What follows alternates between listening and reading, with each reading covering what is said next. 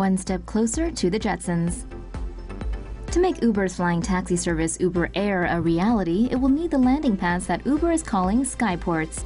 At the ride-hailing company's second annual Elevate Summit in Los Angeles, Uber's partnering architecture and design firms showed their winning designs for what these Skyports could look like. Designed by design and architecture firm Corgan, the idea is to make the platform easily adapt to its parts anywhere. The system has a Skyport that could be added to open spaces like parking garages or the roof of skyscrapers. It is said that each Skyport could carry 1,000 landings per hour. Also, Corgan imagines the system could also be used for events like concerts, art festivals, and gardens.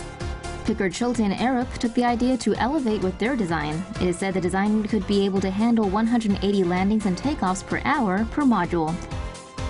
Boca Powell's approach is said to be able to accommodate 1,000 VTOLs and a landing and takeoff in 3 minutes. The facility is said to be able to adjust for wind change.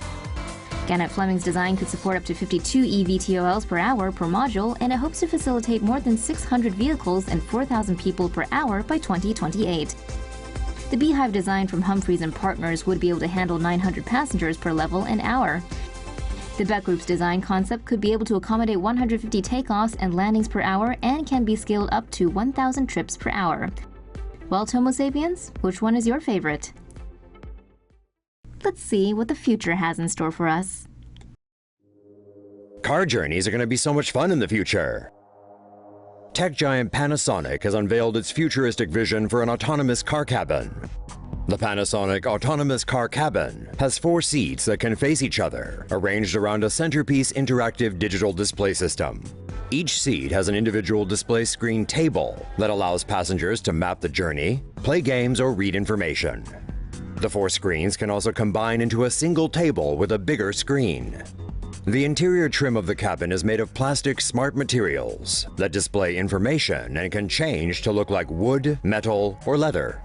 Augmented reality windows can display information about the car's surroundings, such as landmarks and points of interest. Meanwhile, each seat has a personal audio zone, with speakers integrated into the headrests.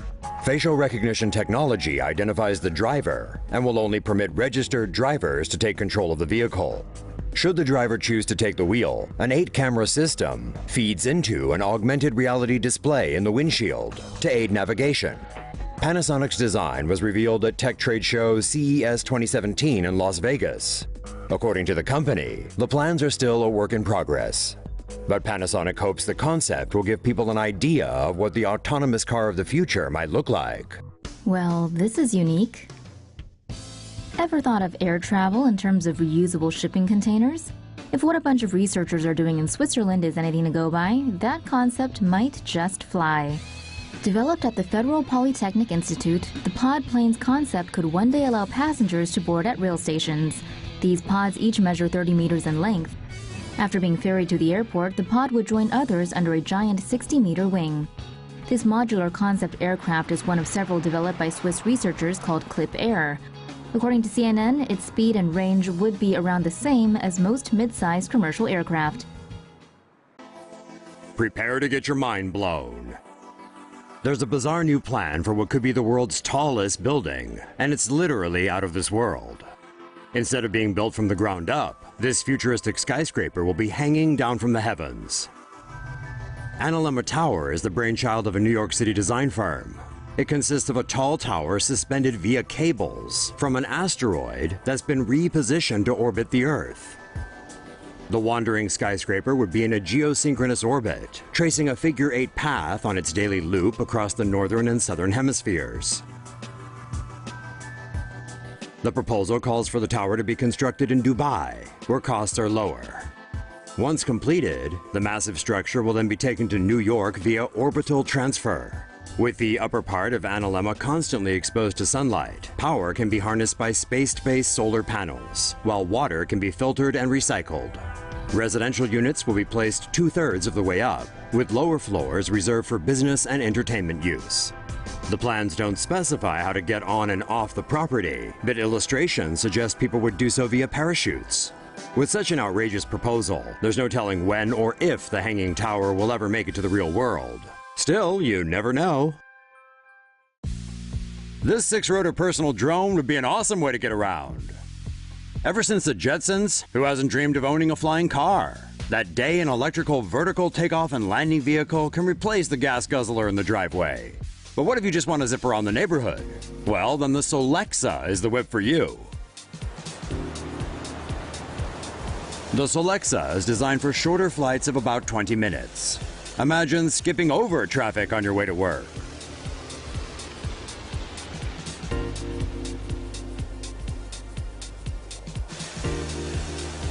Or you and a friend can explore the countryside in a Solexa, which is way cooler than taking an ATV.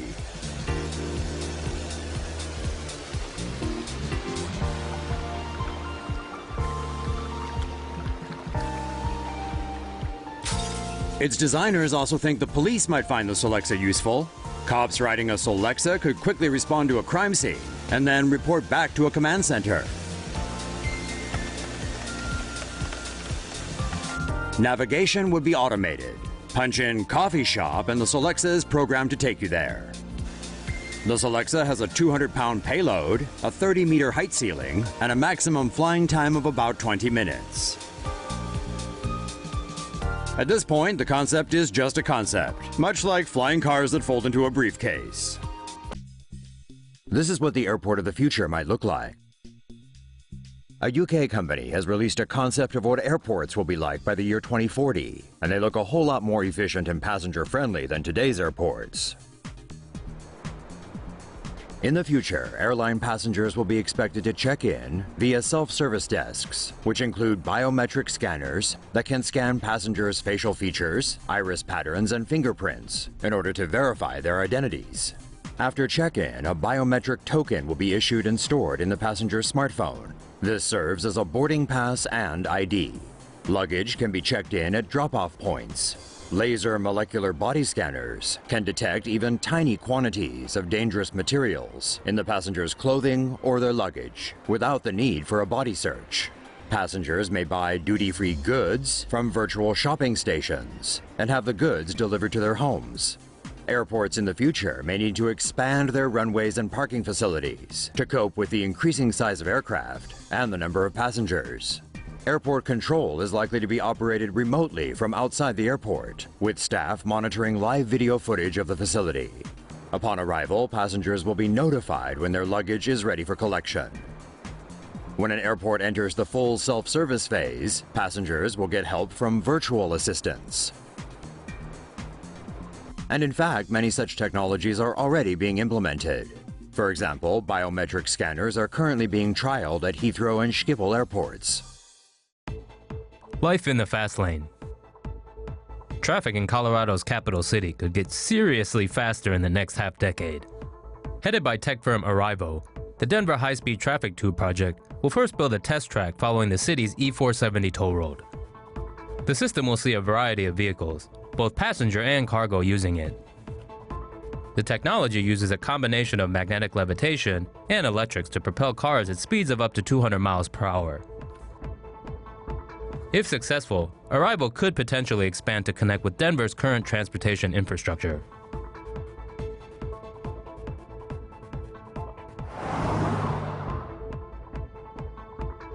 The company was founded by Hyperloop One co-founder and former SpaceX engineer, Brogan Ben Brogan.